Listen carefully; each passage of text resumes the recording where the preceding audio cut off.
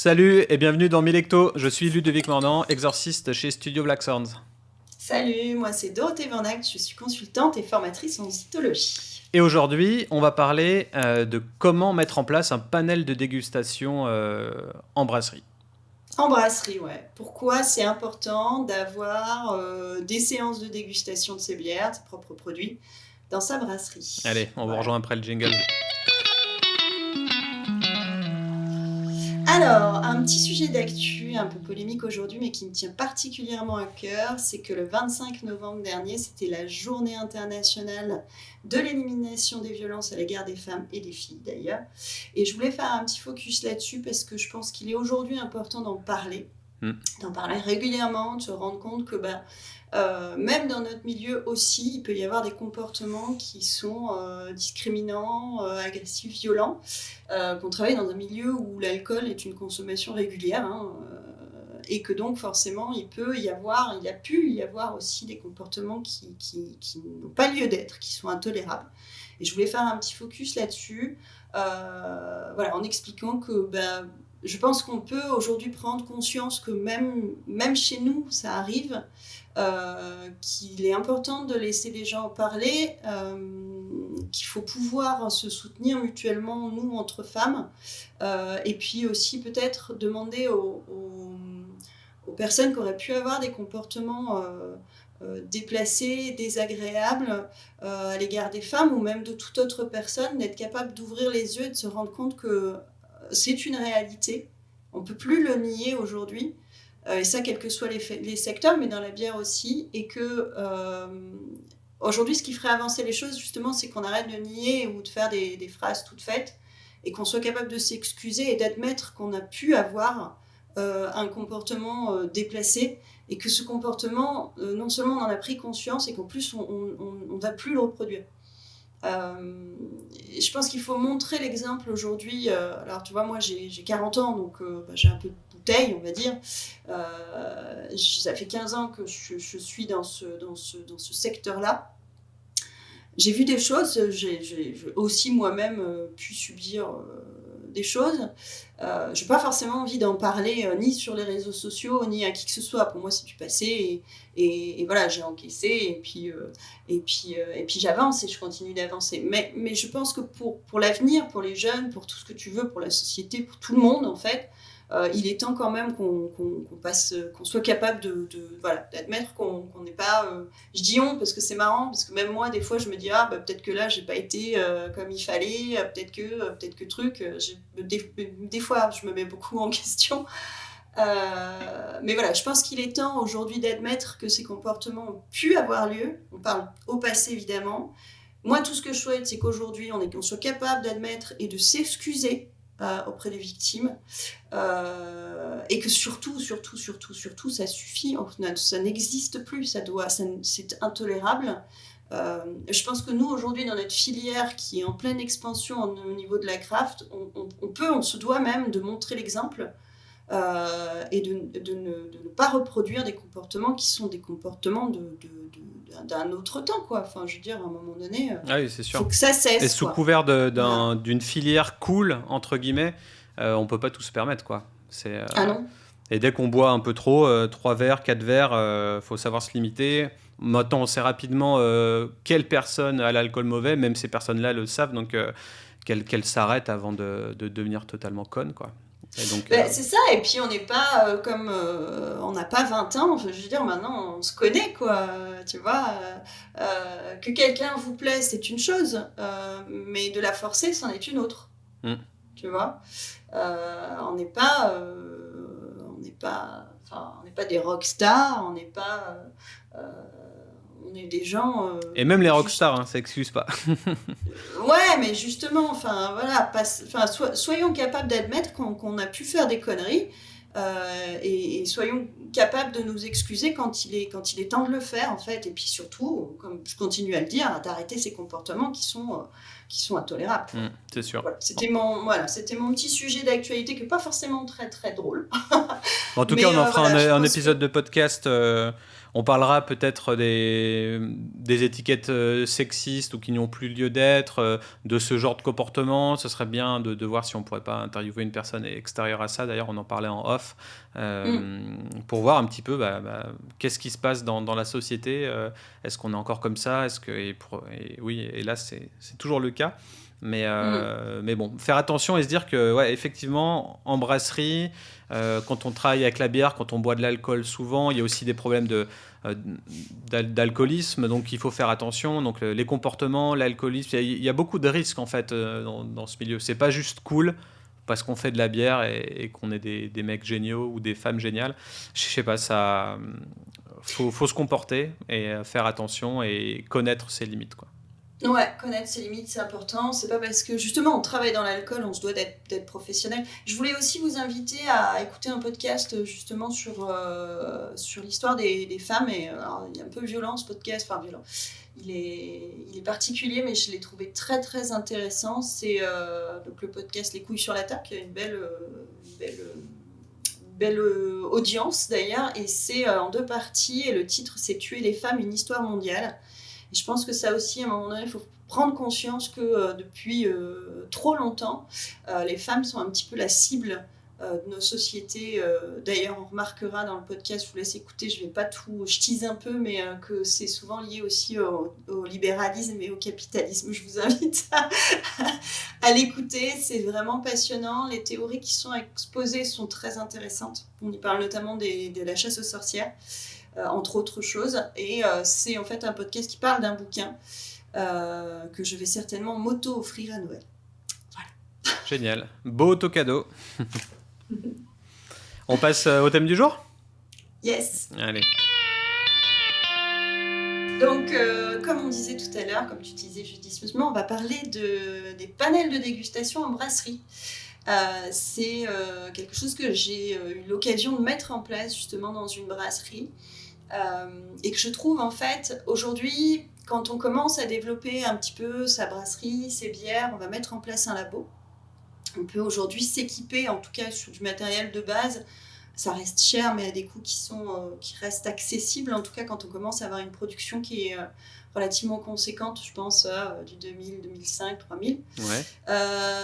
Le matériel, c'est bien. Il y a le côté un peu empirique de la science, c'est très bien, mais c'est aussi très limitant. Et en fait, nous, on oublie souvent que, en fait, on a un des outils les plus puissants qui sont en fait nos sens et aussi notre cerveau. Et en fait, pourquoi mettre en place un panel de dégustation en brasserie? C'est souvent parce que... souvent, c'est pour 2 raisons essentielles. En tout cas, moi, ce que j'ai remarqué en discutant avec des gens qui avaient mis ça en place ou qui voulaient le mettre en place, c'est soit pour vérifier la qualité des produits, Ouais. soit pour comparer les styles, pour savoir si on était correctement, si on était bien dans le style qu'on voulait afficher sur l'étiquette, ce qui est important aujourd'hui aussi d'avoir la bonne sémantique, soit pour voir la durabilité dans le temps de son produit. C'est les 3 éléments essentiels, enfin en tout cas les 3 besoins que moi j'ai pu identifier quand je discutais avec les brasseries. Donc ça, c'est quelque chose que toi, tu vas proposer. Alors c'est en amont, c'est pour potentiellement aussi un rebranding pour les deux. Alors ça peut être pour plein de raisons. Moi je pense qu'il faut d'abord voir l'aspect qualitatif. C'est-à-dire que ton produit, il faut qu'il ait une certaine constance. Alors on sait que c'est pas évident non plus dans la craft. On n'est pas des brasseries industrielles, hein, donc avoir une constance sur tout le temps en fonction des recettes. On sait qu'il y a plein d'éléments qui viennent modifier ton produit, mais en tout cas on peut imaginer avoir une constance produit et qualité sur le long terme, et en tout cas avoir des curseurs de différence entre les produits qui soient les plus réduits possibles, on va dire comme ça. Ouais. Sur la qualité, c'est aussi, j'ai goûté une bouteille comme ça un peu par hasard, j'ai peut-être senti un petit défaut, est-ce que c'est l'eau entier qui est concernée ? Ou est-ce que c'est juste peut-être un problème matériel ? Je donnerai des détails un peu plus, des exemples un peu plus précis après. Ok. Et puis pour le rebranding, c'est surtout pour les styles de bière.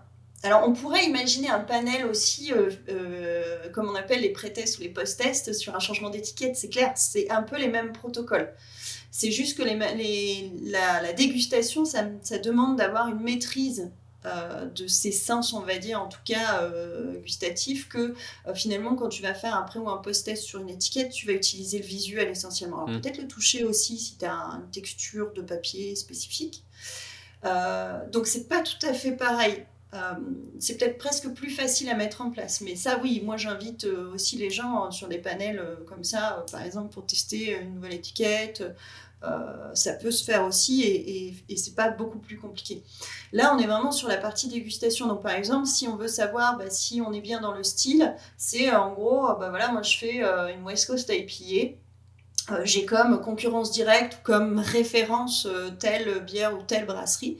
Et bien à l'aveugle, en fait, je vais essayer de comparer pour savoir si j'ai des points communs, des différences. Et si ces différences, elles sont rédhibitoires ou pas aussi, comme pour les défauts en fait. Si je détecte des défauts dans mon produit, est-ce que c'est rédhibitoire ou pas? Donc tu te compares pour déjà voir s'il y a des défauts. Alors, il faut quand même qu'il y ait des différences. Enfin, il ne faut pas que ton produit ressemble à 100%. Il faut que tu prennes le meilleur des 4 produits références et que tu l'inclues dans ta bière. C'est ça? Alors, ouais. Alors, il y a plein de techniques. Il y a ce qu'on appelle les protocoles d'expérience. Donc, une fois que tu as défini le pourquoi tu veux faire ton panel, pourquoi tu vas faire ton panel, par exemple, tu as détecté un défaut à un moment donné. Ouais. Et ça arrive tout le temps. Tu peux pas te dire aujourd'hui sur les brasseries craft, j'en ai encore goûté il y a pas tellement longtemps. Il peut y avoir des petits défauts. Après, moi, je suis sensible. Je fais des formations sur les défauts. Donc, moi, les défauts, si tu veux, dès qu'il est minime comme ça, j'ai un seuil de perception qui est plus élevé que la moyenne. Donc, je vais le sentir. Ça devient chiant parce que des fois, j'en sens quasiment tout le temps. Donc, il faut débrancher le cerveau. Là, c'est le vice du travail. Il faut débrancher le cerveau en te disant, bon, ok, là, je sens un petit truc. Franchement, c'est tellement petit que... donc, tu vas définir pourquoi tu veux faire ton panel de dégustation. Par exemple, tu as détecté un défaut ou il y a un caviste qui t'a appelé en disant, tiens, j'ai un problème sur cette bière-là, il y a du gushing. Sur cette bière-là, je sens du DMS, du diacétyl. Bon. Tu fais, ok, tu as 2 solutions. Soit tu rouvres une bière du même lot, une seule, et tu te dis, tu goûtes et tu trouves que ça va. Donc tu rappelles le caviste, tu dis, écoute, j'ai goûté, ça va. Sauf que tu en as goûté qu'une. D'accord ? Après, c'est un problème isolé. Si ça t'arrive une fois, si c'est un gars qui t'appelle, une nana qui t'appelle en disant, il y a un problème, une fois, bon, tu te dis, parfois, on ne sait pas trop pourquoi, bon, tu vas investiguer, est-ce que j'ai pas des problèmes d'oxydation, est-ce que mon embouteilleuse, c'est un moment très, très stratégique, le conditionnement, elle est bien révisée, il n'y a pas de problème. Enfin bref, tu vas investiguer sur tout ton process de brassage, enfin de fabrication, de conditionnement, tu vas le faire, stockage. Le brasseur va le faire ou tu vas le faire ? Le brasseur, le responsable qualité de la brasserie, donc s'il y a un responsable qualité, c'est son boulot, et puis s'il n'y a pas de responsable qualité, c'est au patron de le faire ou au brasseur de le faire. Ok, mais tu peux l'externaliser aussi. Tu peux aussi l'externaliser, mais c'est pas le même budget. Ouais. Et puis il faut une certaine expertise. Tout le monde n'est pas capable. Aujourd'hui, tu vas demander à un expert qualité de l'alimentaire de venir en brasserie, il va pas comprendre plein de trucs. Déjà, il va peut-être pas toujours comprendre l'hygiène. Mais Le nettoyage et l'hygiène en premier. Alors, comment vous faites ? Bon, ça dépend. Donc, il y a ça. Et puis, donc, si c'est un cas isolé, tu vas te dire, bon, c'est pas très grave, ça peut arriver. Des fois, on ne sait pas pourquoi, comment. Par contre, quand tu te rends compte que les retours sont récurrents, que tu as investigué justement sur tout ton process de fabrication, tu te dis, oulala, oulala, oulala. Il peut y avoir un gros souci, il peut y avoir plusieurs causes. En fait, ça peut être très compliqué justement de savoir pourquoi il y a un problème. L'avantage du panel dégustation, c'est qu'il va te permettre de préciser ce problème. Déjà la nature du problème, et puis aussi, si tu veux, le degré d'acceptabilité. On en revient toujours à notre seuil de perception. C'est-à-dire, en gros, toi qui es expert, toi qui as l'habitude des défauts, tu vas être capable de pointer du doigt en disant, ouais, moi je sens ça. Mais ton consommateur, qui n'est pas un expert des défauts, qui peut être une personne intéressée, une personne passionnée, pour autant, lui, il ne va pas forcément le sentir. Tu vois ? Et justement, ces panels de dégustation vont te permettre de dire, bon, là, il y a un problème, Est-ce qu'il faut le corriger urgemment? Est-ce que c'est rédhibitoire ou est-ce que ça l'est pas? Alors, quand tu parles de panel de dégustation, là, tu parles de comparer ce produit à, je sais pas, à 3 ou 4 autres West Coast IPA. C'est pas, tu compares pas ton produit par rapport à tes autres produits? Alors si, c'est pour ça qu'il y a plusieurs protocoles d'expérience. Tu as des protocoles qu'on appelle discriminatifs, et tu as des protocoles triangulaires, tu as des protocoles comparatifs, et en fait, tu vas choisir ton protocole d'expérience en fonction en fait, de ton besoin de base. Si c'est pour savoir si ta bière elle est bien dans le style, bah, tu vas faire du comparatif. Donc là, tu vas prendre une bière de référence. Allez, on va faire simple, on va prendre la Saison du Pont. La Saison du Pont qui, tous les ans, de toute façon, gagne les médailles sur son style. La Saison du Pont, pour moi, c'est un produit de référence. Demain, tu veux faire une saison dans ta brasserie, tu l'as fait, et tu vas prendre cet échantillon de référence, tu vas prendre ton échantillon à toi, et tu vas prendre idéalement, tu vas faire un duo-trio, tu vas prendre un troisième échantillon qui peut être similaire, soit au tien, soit à la Saison du Pont, soit qui peut être un troisième échantillon d'une brasserie, qui par exemple d'un produit que tu apprécies particulièrement et sur lequel tu voudrais que ta bière se rapproche. Ou à l'inverse, justement, une bière qui se dit saison qui n'en est pas une. D'accord. Tout ça, c'est des éléments que toi, tu auras préalablement définis, donc tu sauras analyser ensuite derrière ce qui se passe. Ces bières, elles vont être dégustées à l'aveugle. Ouais. Le dégustateur, il doit être capable de dire, alors quand il est bon, il est capable de dire ça c'est la bière c'est l'échantillon de référence on lui a donné, mais il doit être capable à minima de dire tiens, cet échantillon là il est identique à celui-là ou il est différent. Donc pour ça il faut qu'il soit capable de différencier le produit bière. Déjà il faut le former sur la dégustation, faut qu'il soit capable de se dire tiens il y a des différences sur un même style de bière. Il faut le former et vérifier ses compétences. Souvent, on fait des petits tests comme ça pour recruter les gens. Okay. On expliquera après comment on recrute. Donc ça, c'est le principe de la comparaison, de la différence et de la similarité. Et après, tu as aussi donc le discriminatif, c'est pareil, c'est les différences. Tu vas avoir, par exemple, si tu veux, en gros, tu veux détecter un problème sur un lot.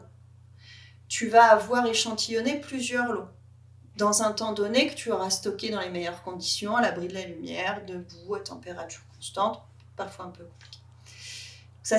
Vraiment, ça s'organise. Après, ça ne coûte pas très cher de mettre 2-3 échantillonnages régulièrement de côté. Ça demande un peu de place. Mais, tu vois. Et en fait, tu vas avoir ton échantillon de référence que tu auras préalablement vérifié toi-même comme le but à atteindre. Et tu auras en face, pareil, pas trop de bières différentes, ça peut être compliqué, mais au moins 2, voire 3. Et tu demanderas en fait à ton panel de dégustation lequel est le plus proche de mon échantillon de référence. Donc souvent c'est pareil, tu vas en mettre un identique. Et après tu vas dire s'il y a des différences, lesquelles sont-elles. Ok. Tu peux orienter ton panel en disant voilà, on a détecté un défaut sur un des échantillons. Pour vous, ce défaut, il est sur lequel? Ça permet de préciser un petit peu. Soit en fait, tout le monde va dire c'est tel échantillonnage-là qui a un problème. Donc tu vas être OK, tu vas avoir quasiment à 100% de réponse, donc tu sais que ce lot-là aura eu un problème. Soit tu vas avoir un 80-100%, alors il faut savoir que la dégustation à l'aveugle, elle induit des erreurs naturellement. Donc tu n'es pas à 100%, c'est pas grave, sauf à ce qui est grosse contamination, mais là, tu n'as pas vraiment besoin d'un panel pour le vérifier, puisque c'est tellement énorme que... Bon. Donc tu vas avoir un 70 ou un 80%. Tu peux considérer que c'est une réponse juste. Quand tu as un 50-50, là, ça devient compliqué. En gros, malheureusement, ton test, il n'est pas abouti. D'accord. Voilà. Pour que ces tests soient justes, quand on est sur des comparatifs, il faut une vingtaine de personnes. Alors, c'est là que ça devient plus compliqué à mettre en place. C'est-à-dire que souvent, en fait, dans les grosses boîtes, n'importe quelle grosse boîte alimentaire, par exemple, les jambons Monique Ranou, là, eux, ils ont leur panel en interne. Parce que c'est des boîtes qui embauchent, je sais pas moi, 150, 300 ou 500 personnes. Donc c'est facile de recruter 20 personnes. Chez Heineken, ils ont ça aussi d'ailleurs. Souvent, c'est aussi des gens qui ne fabriquent pas le produit. C'est-à-dire que ce n'est pas des gens dans la prod. C'est pas le brasseur, c'est pas l'assistant brasseur. Ouais. Ce qui peut être compliqué dans les entreprises où tu n'as que 10 salariés. Mais moi, justement, ce que je propose, c'est de recruter, en fait, on va dire, un peu un fan club. Tu peux limite même, enfin, tu recrutes des consommateurs qui te sont plus ou moins proches, que tu sais qu'ils ont une disponibilité, parce que ça c'est important, savoir s'ils sont disponibles, parce qu'un panel de dégustation, il faut le réunir régulièrement. Parce qu'en fait, on perd très vite nos capacités de dégustation quand... toi, au bout de 6 mois, ça ne sert plus à C'est un rien. petit conseil syndical, quoi. quoi. Voilà. Oui, ça peut être un conseil syndical, ça peut permettre d'impliquer et ses salariés et ses bons clients. Ouais. Tu peux impliquer des professionnels qui seront plus faciles à former que quelqu'un qui n'y connaît rien. Ou tes distributeurs et tes cavistes aussi, au final. Voilà, c'est ça, tes distributeurs, tes cavistes, ton restaurateur du coin. En effet, la première question à poser, c'est ta disponibilité. Est-ce que tu serais disponible une fois par mois, une fois par trimestre, pour venir goûter les produits ? Le deuxième point important, c'est justement ton protocole d'expérience. Donc, pourquoi tu veux faire déguster ? Il peut y avoir des raisons différentes à chaque fois. Et quelle méthode tu vas utiliser ? Alors, c'est pareil, hein, sur Internet, vous trouvez tous ces protocoles-là. Il y a des cours qui existent, on retrouve facilement. On vous mettra les liens aussi. Donc, il faut bien choisir ton protocole d'expérience. Il faut bien rédiger son questionnaire. Est-ce que tu veux laisser un pavé de libre pour que les gens puissent s'exprimer, ou est-ce que tu veux vraiment réduire la possibilité de réponse ? Tu vois ? Il faut bien sourcer ces produits. Quand tu fais une comparaison de style, il faut être sûr d'avoir des bières qui étaient elles-mêmes bien stockées, qu'on soit vraiment bien dans le style, que ça s'approche un petit peu de ton but à atteindre. Il faut savoir ce que tu veux que ta bière ait comme goût spécifiquement. Et il faut motiver et former le panel. C'est-à-dire que tu vas avoir des gens tu vas avoir des gens de la brasserie qui connaissent ce que c'est qu'une bière, qui savent comment c'est fabriqué. Tu vas avoir des consommateurs qui savent peut-être goûter, boire des pintes, mais qui ne sont pas capables de décrire. Donc il faut former ce panel. Logiquement, tu les formes une fois, tu les testes une fois pour voir si il est bien formé et il a bien compris ce qu'on lui demandait. Et après, c'est bon, ça roule, quoi. Puis, il faut organiser, c'est-à-dire qu'il faut toujours une personne, justement, qui organise tout ça. Alors, tu vois, typiquement, ces panels de dégustation, ça s'apprend, justement. On avait mis ça en place avec Hugo, qui travaillait à la pleine lune, qui était justement alternant. Lui, il était en technique des produits fermentaires. Enfin, bref, il était en licence, je crois. D'accord. Et lui, il a eu un cours là-dessus. Bon, alors, malheureusement pour lui, il y a eu le Covid, donc il n'a pas pu mettre en place ça pendant ses cours, donc on l'a fait ensemble. C'était super intéressant. Ça demande une rigueur, ça demande en effet quelqu'un qui organise tout ça. Tout seul, parfois, ça peut être un peu lourd, donc éventuellement 2 personnes, ça peut être pas mal, parce que il faut servir, il faut accueillir les gens, il faut les briefer, tu vois. Donc nous, à 2, ça marchait plutôt bien, parce qu'on était pas mal. Et j'insiste sur la formation, parce que tu vois, nous, on avait fait ça en interne, pour que ce soit plus simple. Donc on avait 12 personnes au milieu de notre panel, ce qui est un petit peu en dessous de ce qu'il faudrait, notamment sur les panels descriptifs, sur les panels comparatifs. Sur les panels descriptifs, c'est un peu différent. Et pendant ces panels, on en a fait 2 ou 3. En fait, je me suis rendu compte qu'il y avait 2 personnes dans ce panel qui m'ont dit ouais, mais moi, je sais pas quoi écrire. Ouais, mais ça arrive tout le temps, ça. Ben oui. En fait, moi, j'aime bien la bière, mais je sais pas comment expliquer ce que je ressens. Et c'est là que la formation du panel, elle est indispensable. Et une fois que ce panel il est formé, en fait, ça roule tout seul. Ils savent exactement, voire même ils ont compris en fait le vocabulaire et les réponses à donner. Ceux qui te disent ça, c'est des fans de la brasserie qui font pas partie, ou c'est les brasseurs eux-mêmes ? Non, c'est pas les brasseurs. Alors il y a une autre. Non, c'est souvent des livreurs. On est plus sur le bout de la chaîne en fait. D'accord. D'ailleurs, ça a même été plus loin, c'est qu'on en est arrivé à ce qu'ils me disent, ouais, mais moi, tu vois, des fois, par exemple, on a un nouveau produit, et en fait, je sais pas comment l'expliquer, il sait lire l'étiquette, il sait lire le descriptif sur l'internet, mais il aimerait bien pouvoir, en fait, exprimer quand il a goûté avec ses propres mots, et c'est vrai que c'est quand même beaucoup plus percutant quand t'expliques. Les gens ont peur d'écrire. Ils pensent tous qu'ils sont nuls, qu'il faut être forcément un écrivain pour écrire Alors, ils ont peur d'écrire, même j'irai plus loin, ils ont peur de décrire, en fait. Quand ils sont pas sûrs d'eux. Et ce qui est marrant, et c'est exacerbé encore plus quand tu dégustes à l'aveugle, en fait. C'est que Mm. tu perds un sens qui est essentiel, enfin tu perds même plus, tu perds l'information sur le produit. Et alors là, potentiellement, si tu n'as pas l'habitude, tu perds tous tes moyens. Moi, pendant très longtemps, je n'ai jamais voulu faire de dégustation à l'aveugle. Maintenant, je m'amuse. Je m'entraîne même des fois à me dire, tiens, au fait, ça... mais j'ai goûté tellement de bière que c'est facile pour moi. Mais au début, je voulais pas parce que je me suis dit, non, mais en fait, je vais me tromper. Mais c'est ça, on a peur, on a le syndrome de l'imposteur, on va se tromper, on n'est pas C'est assez ça. bon, c'est compliqué.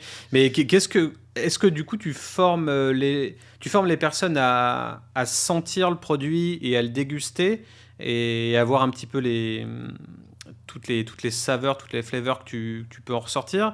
Et est-ce que tu les coaches à écrire des choses? Enfin, comment tu fais pour ça? Alors, dans les formations Zito que je fais, oui, je vais jusqu'à donner du vocabulaire. Après, je dis souvent, vous avez votre propre style, mais là, on va être plus sur des descriptions commerciales.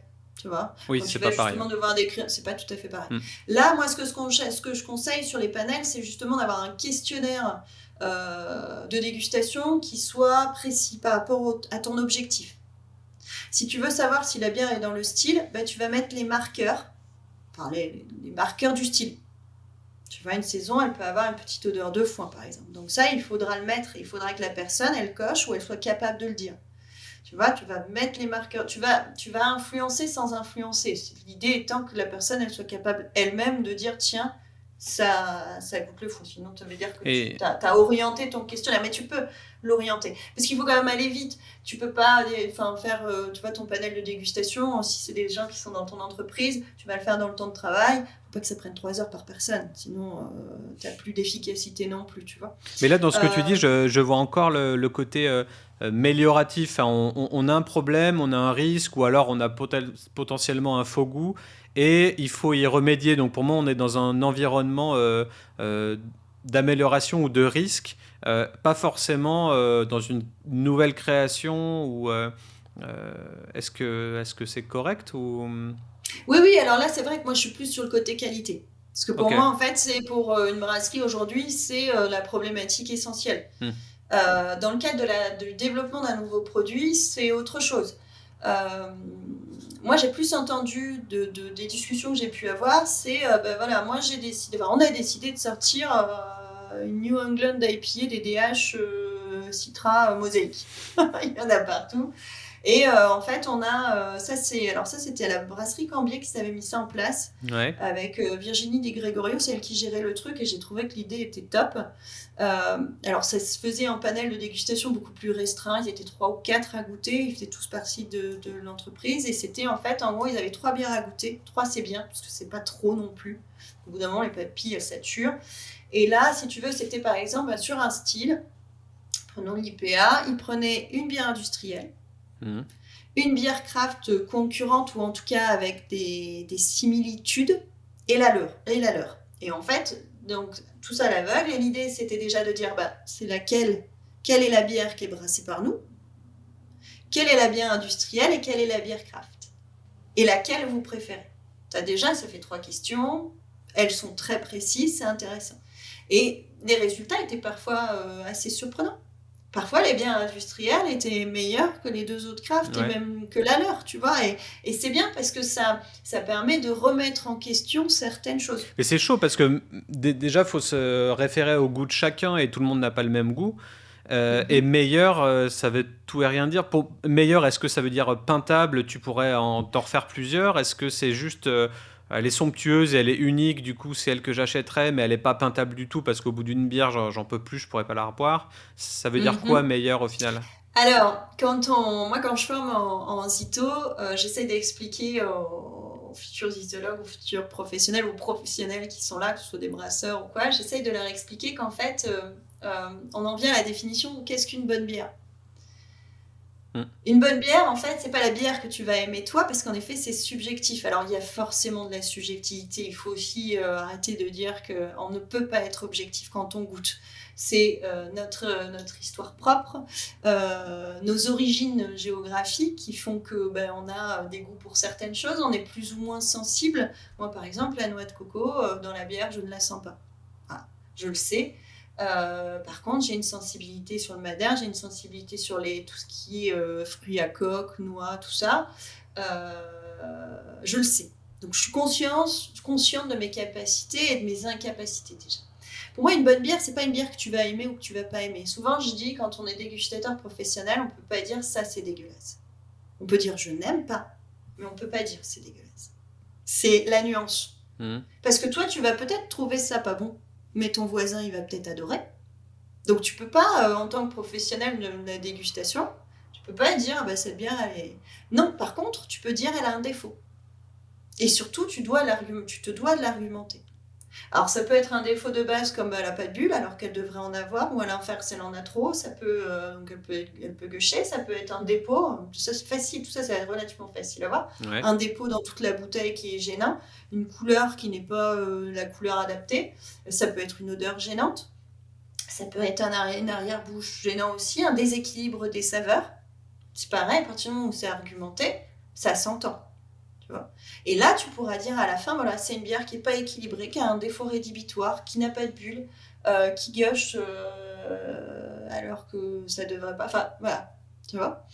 Ça permet de te donner une idée, et ça, c'est quelque chose, on peut trouver des critères communs à tous.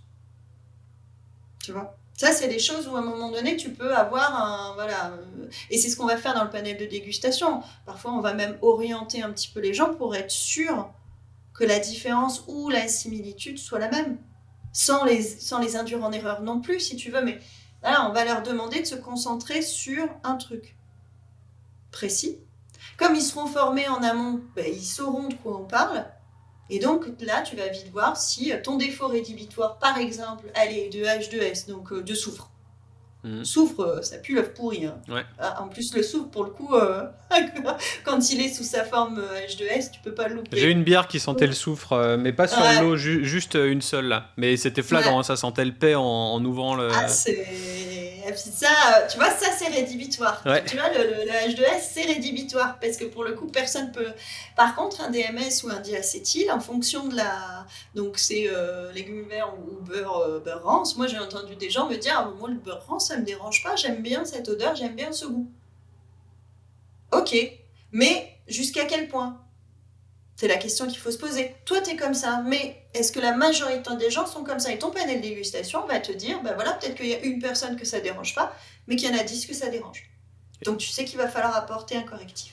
Et du coup, pour en revenir à Cambier, ils ont mis quoi en place ? Ils ont fait ça sur une IPA ou sur une NEIPA ? Régulièrement. En fait, c'était un peu comme une petite motivation d'équipe.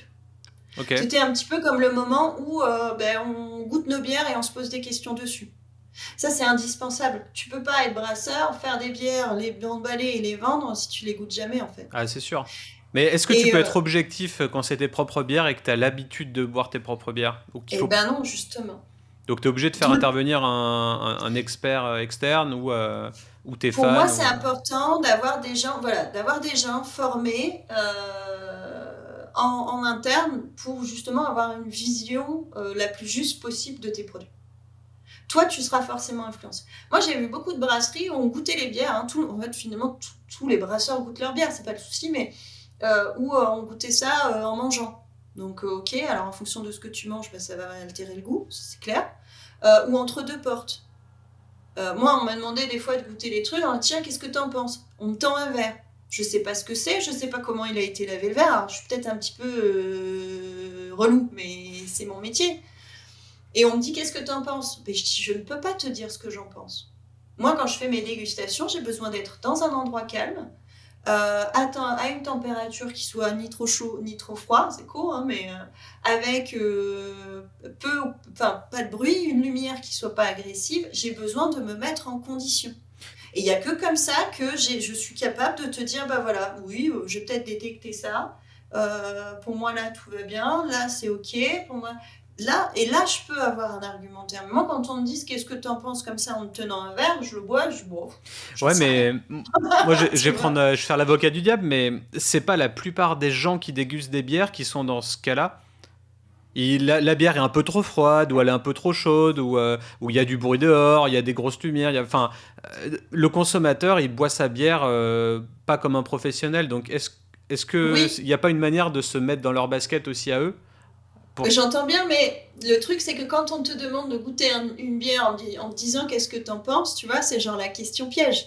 Ouais, Tu vas forcément te dire, s'il me demande de la goûter, c'est soit c'est qu'il y a un problème. Parce que quand ta bière, elle est bien, tu la conditionnes, bam, bam, bam, et hop, tu la vends, tu te poses pas de questions. Donc déjà, en fait, tu te dis, bon, il a besoin de savoir si je détecte un truc. Donc, si je détecte un truc, il faut que j'explique ce que j'ai détecté. Et là, ça devient compliqué. Oui, le consommateur, il va boire ça dans un bar bondé où ça sent la sueur, où ça sent moins les clopes maintenant dans les bars, mais à la grande époque, ça puait le tabac froid. Oui, le consommateur, mais là, on parle de professionnels qui se doivent d'assurer la qualité du produit. hmm, Donc, pour que le consommateur se rende compte de rien, il faut que la qualité, elle soit là. oui, c'est Tu sûr. vois. Et puis c'est une maîtrise aussi du produit, de se dire, tiens, et moi, je suis pas à l'aise quand on me dit, goûte, qu'est-ce que t'en penses? Je peux te dire, j'aime bien, ouais, c'est pas mal, ou non, il y a un problème, mais j'irai pas plus loin dans le débat. Parce Mais que qui pour te fait ça, il ça faudrait dans que quelles circonstances? Dans un salon bière ou dans la vie de tous Dans les les jours? salons bières tout le temps, Oui, oui, alors ça normal. c'est tout le temps. Ouais, C'est pour ça que je pars toujours avec des échantillons, parce que moi il faut que je les goûte à tête reposée. ouais. Mais en brasserie aussi. Hmm.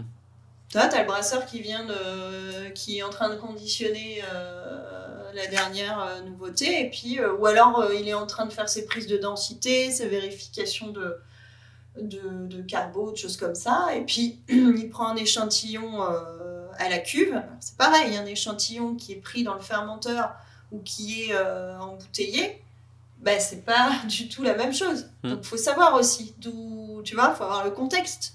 Il est important le contexte. Il y a des défauts qui se développent en fermenteur qui, avec le temps, vont s'atténuer. Donc tu vas avoir une bière qui va avoir un défaut, bah, par exemple, tiens, très bon exemple, le défaut soufré. Moi j'en ai goûté plein en fermenteur, plein.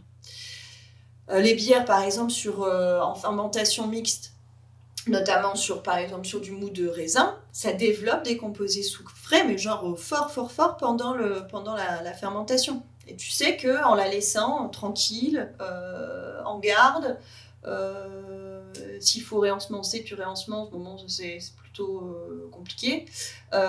Ces composés se réduisent. Donc tu vas peut-être goûter au fermenteur pour te dire, tiens, bah là, ok, là c'est fort. On va attendre. Ah, tiens, ça commence à baisser, mais je le sens encore. Ah, tiens, là, peut-être il reste quelques traces, mais ça va mieux. Hop, tu laisses une semaine, tu sens plus rien. Si tu as fait goûter à d'autres, mais là, tu sais que c'est voilà, c'est pour justement ce défaut-là. Donc tu sais dire, bah, c'est bon, là, ok, c'est bon, on peut conditionner, elle est prête. Tu vois. Et moi, ce qui m'intéresserait de Tous les savoir, trucs c'est comme ça. justement, quand j'étais en formation chez Brewing Theory, il m'a parlé d'un petit graphe que sûrement tout le monde doit connaître, mais je vais en parler là, qui s'appelle le Gravity Hops Ratio. Tu dois Mhm. sûrement connaître ce petit graphe là avec c'est un truc en orange, jaune, vert, enfin c'est un peu de toutes les couleurs et ça ressemble à des courbes en fait et qui te donne la densité par rapport à l'IBU. Et en gros, tu as du extra malt, slightly malty, evenly balanced, slightly hoppy, extra hoppy.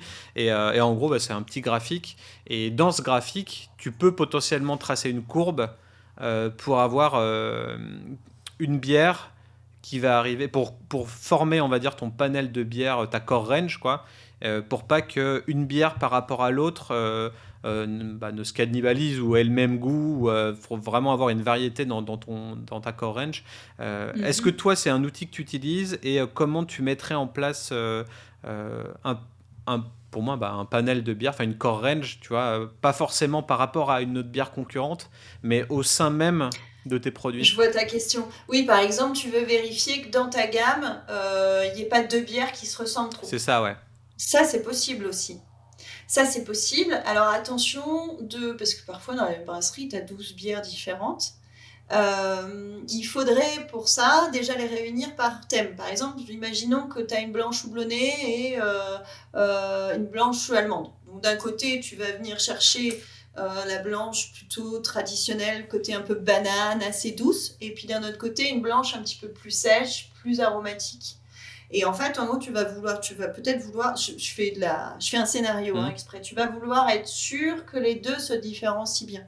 Donc tu vas les faire goûter à l'aveugle. Tu vas mettre un échantillon de référence qui est l'une ou qui est l'autre. C'est-à-dire que sur tes 3 échantillons, tu vas en avoir 2 similaires. Pour vérifier que ton panel fonctionne bien, il faut que tes dégustateurs soient capables de dire lesquels sont les mêmes. D'accord ? Et une fois qu'ils ont identifié lesquels sont les mêmes, ils vont dire quelles sont les différences qu'ils sentent par rapport à l'autre. Voilà. Et là, si tu te rends compte que ils se trompent déjà sur c'est la même, c'est pas la même, c'est-à-dire qu'ils mettent les 2 échantillons qui sont pas les mêmes en disant que c'est les mêmes, déjà tu vas te dire peut-être qu'en fait il n'y a pas assez de différence entre les deux. Et ensuite, dans la partie description, si tu vois que sont cochés à peu près les mêmes trucs ou qu'il y a des points communs, soit c'est logique, par exemple, parce qu'une blanche, c'est sur une base de blé, donc si le dégustateur, il est bien formé, il va savoir dire que c'est une bière blanche, qu'elle est sur une base de blé et que ça leur fait un point commun.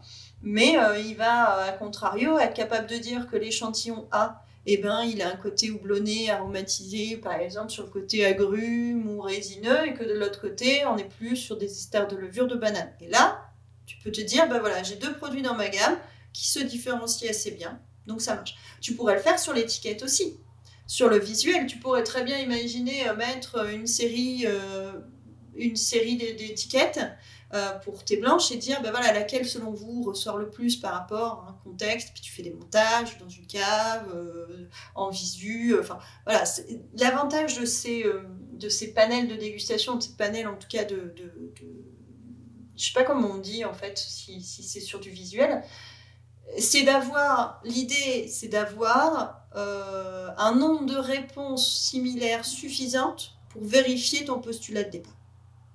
On est vraiment sur du protocole d'expérience. J'ai un postulat de départ, je le vérifie ou pas. Oui, c'est ça. Si je le vérifie pas, mon analyse, elle a foiré. Où est-ce que j'ai foiré ? Est-ce que mon questionnaire était bon ? Est-ce que mon panel était suffisamment formé ? Est-ce que ils ont Mais est-ce pas que été tout le monde erreur ? est dans cette philosophie un peu de scientifique ou de physicien Est-ce que les brasseurs, soit les brasseurs, soit les PDG de brasseries sont dans cette optique labo Alors oui, au bout d'un moment, tu peux pas faire ça à labo quand tu fais de la bière. Pour juste assurer au moins que tu n'as pas de contamination. Et si c'est le cas, pouvoir les corriger rapidement. Oui, il faut un labo dans une brasserie. Après, ça paraît plus facile au premier abord de se fier à une machine qu'à une personne. Sauf que la personne a beaucoup plus de potentiel que ta machine. C'est-à-dire que ta machine, elle va déterminer un problème, mais elle va pas forcément savoir le résoudre. Toi, par contre, tu vas devoir même le résoudre. Et puis c'est pareil, ta machine, elle va à un moment donné te dire, t'as un problème de contamination sur, je sais pas, du lactique. Pareil, c'est pas le pire en termes de goût. Et justement, qu'est-ce que tu fais ? T'as un lot complet, voire plusieurs lots qui est contaminé. C'est pas quelque chose qui va relancer une fermentation, mais en gros, tu vas demander à ton panel de dégustation si c'est commercialisable ou pas. Ce qu'il faut savoir, c'est que dans une bière, il y a forcément des défauts. C'est comme ça, c'est l'ADN du produit fait que tu as des composés qui interagissent entre eux et qui peuvent donner potentiellement sur un court, moyen ou long terme. Tu vois, l'oxydation, par exemple, elle est à son summum au bout de 3 mois. Sauf qu'au bout de 3 mois, toutes tes bières, elles sont dans ton réseau de vente. Ouais. Comment tu fais ? Et quand un client te dit, ta bière elle est oxydée, elle est dégueulasse, c'est jamais facile à entendre en plus, tu vois. Ça aussi, c'est un truc à un moment donné, quand quelqu'un te dit, et surtout quand c'est un professionnel, il te dit, ta bière elle a un problème, il faut être capable de l'entendre. C'est déjà une première démarche. Et ensuite, c'est de dire, est-ce que je suis capable de savoir combien il en reste dans mon réseau de distribution ? Tu vois, c'est pas facile non plus. Quand tu as 10 distributeurs qu'eux-mêmes ont 100 clients, tu retrouveras jamais tes produits. Sauf que si c'est une fois, ça peut passer inaperçu. Si c'est 10 fois, Demain, peut-être que les gens vont se rendre compte qu'elle a un problème, ta bière. Et qu'à la fin, qu'est-ce qu'ils vont faire? Ils vont plus l'acheter. Tu vois? C'est pareil quand tu affiches un style, on en revient au style. Tu affiches un style en disant, voilà, c'est une IPA. Les gens commencent à être un petit peu... Et ça, c'est génial, moi, je trouve. De toute façon, c'est le consommateur qui a raison, à la fin, c'est lui qui achète.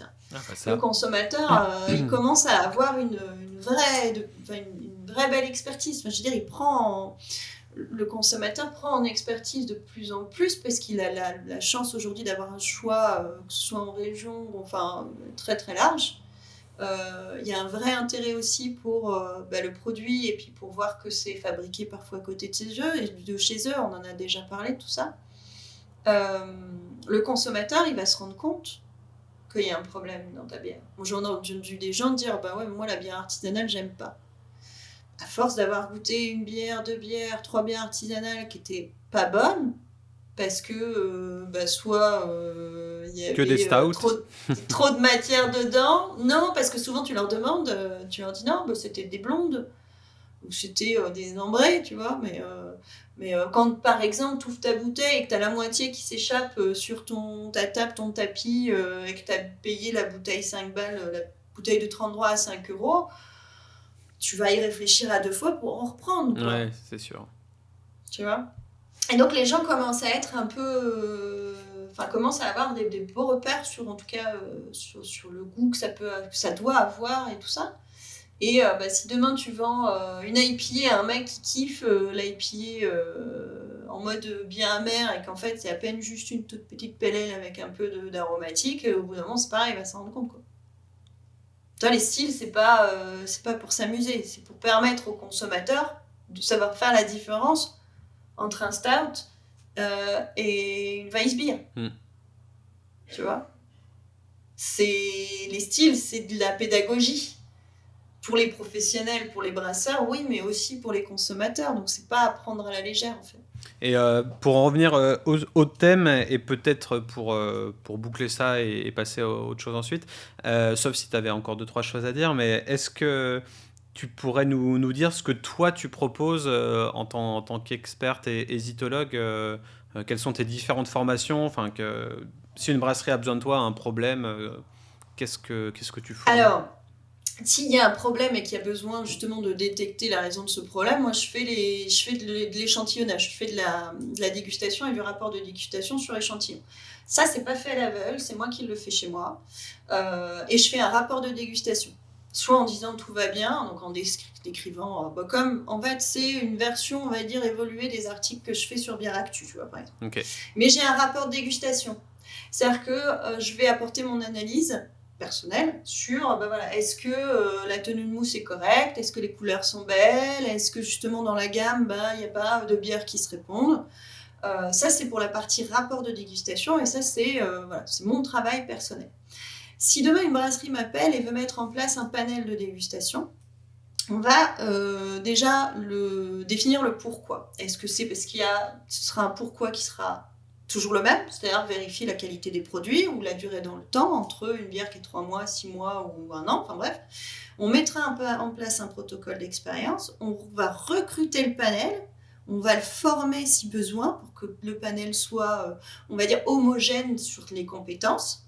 Et puis après, je forme une personne spécifique qui va s'occuper de ça dans la brasserie. Et après, c'est l'idée étant qu'il y ait une autonomie complète de la brasserie là-dessus.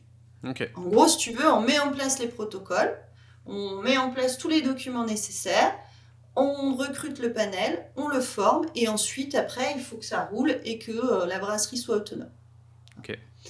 Mais il doit y avoir peut-être il y a peut-être un peu de maintenance quand même. Les gens, je pense que du jour au lendemain, ils sont pas forcément à 100% sûrs d'eux, et il peut peut-être y avoir un petit...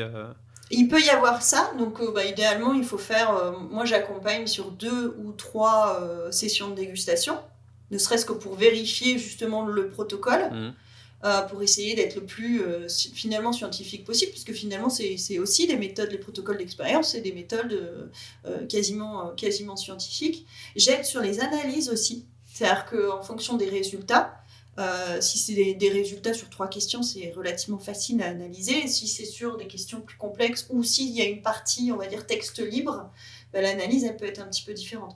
Moi, je sais que j'ai vu entre 2 brasseurs, 2 réponses complètement opposées. Et là, tu te marres, parce que tu te dis, bon, finalement, il est où le problème ? Est-ce que le problème, il vient de mon questionnaire qui n'était pas juste ? Est-ce que le problème, il vient de le brasseur, en fait, il a trouvé ce que c'était comme bière, il l'aime pas particulièrement, donc là, il y a un aspect personnel qui rentre en ligne du compte. En fait, tu vois, il y a aussi, il faut aussi parfois analyser un petit peu plus finement. Il faut aussi se dire des fois, non, là, mes résultats, ils sont même pas analysables, parce qu'ils sont trop disparates. L'idée étant justement à la fin que la brasserie soit autonome sur sa façon de faire en tout cas, et sur son approche qualité par le panel de dégustation. Okay. Donc j'accompagne le temps qu'il faut, et après parfois c'est relancé en disant tiens au fait ça fait 1 mois, t'as refait ton analyse, t'as prévu une autre, parce que c'est ça aussi. Souvent dans le temps, comme ça demande du temps à organiser, que c'est des personnes qui ne sont pas dédiées qu'à ça, évidemment, parce qu'elles ont plein d'autres choses à faire, et tu le fais 1 fois, 2 fois, 3 fois, puis à la fin tu te dis ouais bon, et puis tu le fais plus. Ouais. Et l'idée en fait c'est vraiment d'être dans un système de récurrence. Et puis l'idée aussi c'est de rentrer dans le système de la motivation interne ou la motivation client. C'est-à-dire que d'aller plus loin que tiens, je vérifie la qualité de mes produits. C'est que je vais faire confiance à des gens extérieurs avec qui j'ai des relations commerciales pour me donner leur avis. Et ça, c'est important. Ouais, c'est le principe de la collaboration, et c'est pas juste un travail client à client ou B2B, c'est un accompagnement et une collab, quoi, au final. C'est ça. Et dans le temps, il faut arriver à mettre en place les choses. C'est sûr, moi, ça me fait penser à ce que je fais en rebranding. Tu leur donnes un design system et tout plein d'infos, des tutos, etc. Ils vont être à fond pendant 2 mois. Et après, hop, ça va décrescendo. Et donc, en fait, maintenant, je fournis des prestations où je reviens les voir, où je reviens les interviewer 3-6 mois plus tard. Enfin, il y a un suivi derrière. Il faut le suivre, ton client, parce que sinon, il va se lasser, ou il y a des aléas. Ça va très vite en brasserie. Donc, effectivement. Toujours. Ouais. Donc oui, il y a toujours une petite au fait, comment ça se passe, t'as refait un panel il n'y a pas longtemps, tu veux que je t'aide à en refaire un, qu'est-ce qui bloque en fait finalement, qu'est-ce qui t'empêche de le faire? Est-ce que c'est le temps? Est-ce que c'est les raisons? Est-ce que c'est la motivation en disant en fait j'y vois pas d'intérêt parce que alors pour moi il y a des intérêts, enfin je veux dire sauf si en effet le truc a été mal monté dès le départ. Mais il n'y a que des bénéfices à faire ce genre de truc. En fait. Et une fois que tu t'es rodé à l'exercice, que tu as un questionnaire qui marche avec ton panel qui marche bien, que tu te rends compte que tu détectes des trucs, ou que tu confirmes, l'idée étant de confirmer ton hypothèse, de voilà, je sens qu'il y a un petit décalage, est-ce qu'on est bon, est-ce qu'on n'est pas bon. Parfois même tu surprends ton panel. Moi je me souviens sur une bière qui n'était pas appréciée plus que ça, où ça a été une révélation en disant oui, maintenant on comprend mieux pourquoi en fait les gens l'aiment cette bière. Oui, parce qu'on avait enlevé toute la partie pas toute la partie subjective, mais une grosse partie des a priori et des stéréotypes. Et tu vois, donc ça peut être que bénéfique. Oui, ça prend du temps, oui, ça demande d'être organisé, d'être rigoureux, mais franchement moi je n'y vois que des avantages. Et après en effet, nous, en tant que professionnels, pour être sûr qu'il y ait un vrai bénéfice, c'est à nous aussi de temps en temps, comme tu l'as dit, faire un petit suivi, vérifier que, entre guillemets, allez, le boulot, il est fait, quoi. Ouais, c'est ça, ouais. C'est ça. Voilà. Ok, parfait. Est-ce que c'est bon pour toi et qu'on passe au coup de cœur ou Je pense qu'on a fait le tour. Après, s'il y a des questions, les gens savent où. Ouais, et puis on sera amené à en reparler dans d'autres épisodes. Yes. Allez, place au coup de cœur. Alors, mon petit coup de cœur de la semaine, c'est le site Brewjob. Alors, je pense que beaucoup d'entre vous connaissent, mais pour ceux qui ne connaissent pas, je vous invite à aller faire un tour. C'est une plateforme de mise en ligne d'offres d'emploi spécialisées pour le milieu brassicole. Et en fait, c'est super parce que, alors, il y a c'est assez simplement fait, mais c'est justement ça qui est bien. C'est tu arrives sur les offres, par exemple, tu as une carte de la France, donc qui te permet de localiser à peu près les offres, et en dessous, tu as toutes les offres avec les brasseries. Alors, il y a pas mal pour les brasseurs amateurs qui voudraient se lancer en pro, il y a pas mal d'offres pour brasseuses, brasseurs. Mais il y a aussi, tu vois, barman, barmaid, il y a des postes de commerciaux. Enfin, voilà, c'est spécifié sur la brasserie. Moi, je trouve ça super. Tu vois, là, je vois qu'il y en a il y a une offre qui a été pourvue il y a 4 semaines. Il y a des offres qui sont récentes, d'autres qui sont un peu plus longues. Bon, ça ne vous empêche pas de faire des candidatures spontanées, évidemment. Mais voilà, je trouve que c'est assez génial et qu'on a la chance dans notre milieu d'avoir un site d'offres d'emploi spécialisé. Je trouve que c'est assez important et assez marquant pour le signaler. Et voilà. Ouais, et puis j'en parlais dans un podcast avec Carole Anne Kelly, podcast Super Potion, si vous voulez écouter, qui s'appelle Vers l'inclusivité et le respect des buveuses de bière artisanale en France. C'était l'épisode 32 de Super Potion, donc ça fait un peu écho aussi à ton actu du jour. Mais ouais, très, très beau site, ouais, effectivement. Si vous voulez rentrer dans le détail, n'hésitez pas à aller écouter Super Potion. Et de mon côté, moi c'est une bière aujourd'hui. Je me suis surpris à goûter une bière de la Chouette Brasserie, celle-ci, qui est une Smash, donc single malt, single hop, cascade. Donc ouais, une bière blonde très aromatique. Les Smash gagnants, des agriculteurs locaux, de bonnes matières premières, une recette simple et bio. Donc il y a de l'eau, du malt, d'orge, pale et pale ale, un seul houblon, du coup, cascade. Et de la levure, voilà. C'est une brasserie bio. Et honnêtement, j'étais agréablement surpris. Tu sais, c'est le genre d'achat que tu fais dans des caves à vin et pas des caves à bière. Et j'ai toujours un a priori... parce que j'étais parti avec des potes pour aller faire des petits vins de la vallée du Rhône, pas loin de Condrieu, tout ça. Et on s'est arrêté dans une cave à vin, et puis il y avait forcément un coin bière. Et j'ai toujours un a priori sur le fait que la bière va être un peu trop traditionnelle, ou c'est un peu old school, ça se renouvelle pas, et que je suis peut-être un peu devenu snob avec le temps. Et en même temps... les NEIPA et Modern IPA commencent un petit peu à... Je sais pas, je crois que j'en ai un peu trop bu et ça commence un peu à me saouler. Et du coup, quand j'ai bu ça, je me suis dit, le nez était top, la bière était peintable et en même temps très bonne. Donc, big up à cette brasserie, c'était très bon, merci. Ouais, moi je les ai... alors c'est une brasserie d'Auvergne-Rhône-Alpes, du côté pas loin de Valence, je crois. Moi j'ai eu l'occasion de les rencontrer à plusieurs reprises et de former un des apprentis de la brasserie sur les défauts, puisqu'il est au CFPPA du Valentin. Ouais. Et moi je les aime beaucoup, je les trouve très sympas, et pareil, j'ai eu l'occasion de goûter quelques-unes des bières de sa gamme, et je trouve que c'est assez bien fait, c'est pas ostentatoire, mais je trouve que c'est assez bien maîtrisé, et c'est des recettes simples mais efficaces, et j'aime bien. Voilà. J'aimais bien leur étiquette aussi, puisqu'ils ont je sais pas si t'as vu, il y a du vernis sélectif dessus. Ouais, sur la Chouette. Ouais. T'as vu ? C'est en ton sur ton en fait, le vernis. Ouais. Cet effet, il est sympa. On voit un petit peu ici, enfin un petit peu ou très peu, mais il y a les yeux de la Chouette, et effectivement, le vernis de ton sur ton, ça peut donner un petit aspect classe.